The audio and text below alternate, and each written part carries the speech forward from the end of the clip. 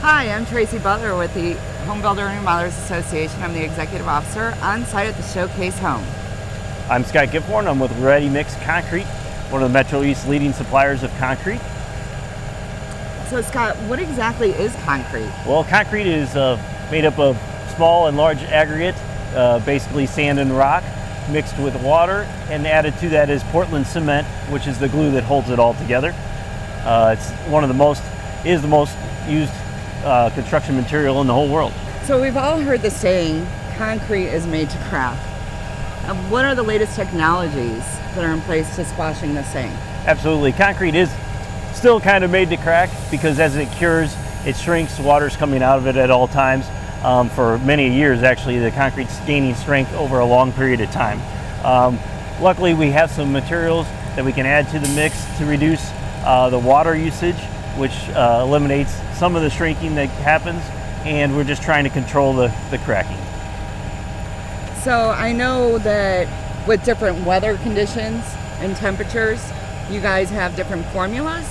Absolutely. And how does that work? Yeah, absolutely. So in the concrete, depending on weather, hot, cold, there's different mixtures, mixed designs that we can use to help produce the best quality concrete we can, no matter what the temperature or what area you might be pouring the concrete in. So at your plants, do you have like actual scientists or just experts that know this? I would call them a scientist. Yeah, we call them quality control managers, and they're the ones that come up with what we call a mixed design. Okay. And the mixed design, there's thousands of different mixed designs that you can use in different areas depending on the raw materials. But those mixed designs basically are used to determine what concrete comes out to what job. So along with that, there's I see in big slabs you guys have breaks in them. Mm-hmm. What is that for? They're called control joints.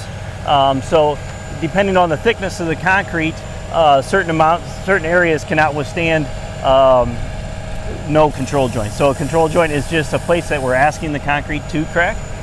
We basically put a weak link in the chain in that spot, so that the concrete hopefully cracks in that control joint. Nice. So depending on the thickness, determines where the control joints go onto the slab of the concrete. It's come such a long way over the years, my gosh. Absolutely. And then rebar and the different things that go into a foundation. Yeah, like behind us here is a house foundation, and the house foundation does not have control joints.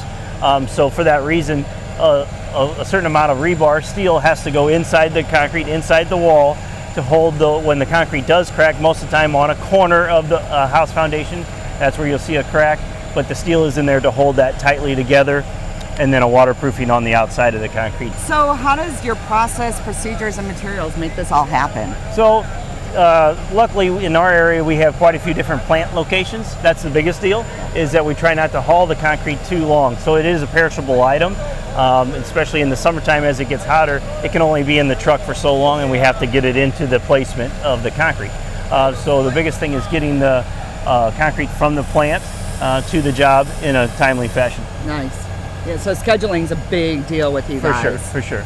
Awesome. Yep. And really, what other tools that you need? Your truck with the materials in it, and a very experienced driver. Yeah. Because in our industry, the driver is one of the most, if not the most important piece to our tool. I mean, he's got a very expensive, a very safety-oriented truck that he has to guide into small areas sometimes. Right. Luckily, on this job here, they are using a big pump to place the concrete, so it makes the driver of the concrete truck job a little bit easier. Sure. But as far as our industry goes, our drivers are super important. That's what's nice, is when you're working with a company that has all these... the right equipment. Yes. For sure. Absolutely. Yep. All right. Well, thank you, Scott, You're for welcome. all of your insight about the new construction industry cement. You are a valued trade partner.